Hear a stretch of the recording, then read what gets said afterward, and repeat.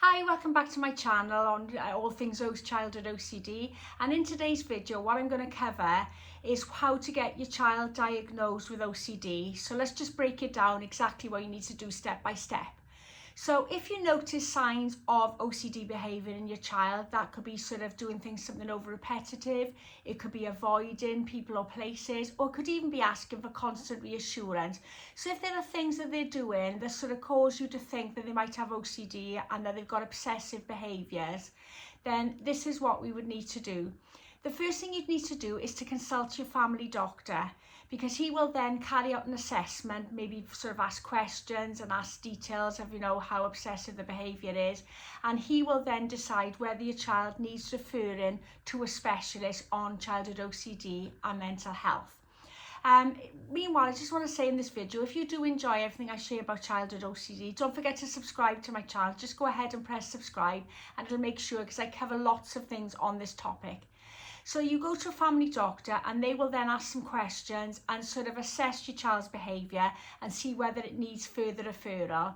And if they feel that it needs referring, they will then refer you to a specialist. And that will normally be in the form of a psychologist or psychiatrist, depending on how severe your child's behaviour is, and also depending on whether your child needs medication or not. Because whereas a psychologist can help with the therapy side of things, a psychiatrist is the one who's qualified, medically trained, and can actually prescribe medication, because quite often you will need medication alongside therapy depending how severe your child's symptoms are.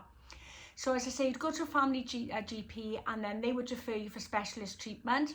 And then the specialist then will sort of analyse your child's behaviour, and they'll do this in a number of ways, and they'll try and see how obsessive your child's behaviour is and how sort of much is affecting their everyday life, how much impact is having on their everyday life. And that is then what will help them decide on a process, a way to move forward, and a treatment plan.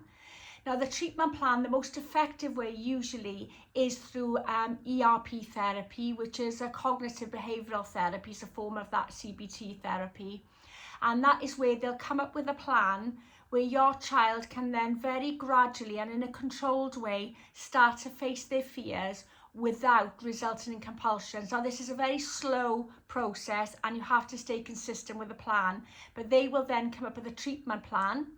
And then it will be an ongoing treatment. It'll be a two-way process, because you'll become like a mini therapist in the house as a parent, because obviously you'll see a therapist maybe once a week, twice if you're lucky, and the rest will be down to you then, because you will be helping your child with that therapy in the house. And I just want to put it out there right now, it'll be tough. There'll be days your child will not want to do this therapy, but it is important, because consistent, sticking to the plan and just doing something small every single day as per the treatment plan is how you'll get your child's life and your life back from your OCD.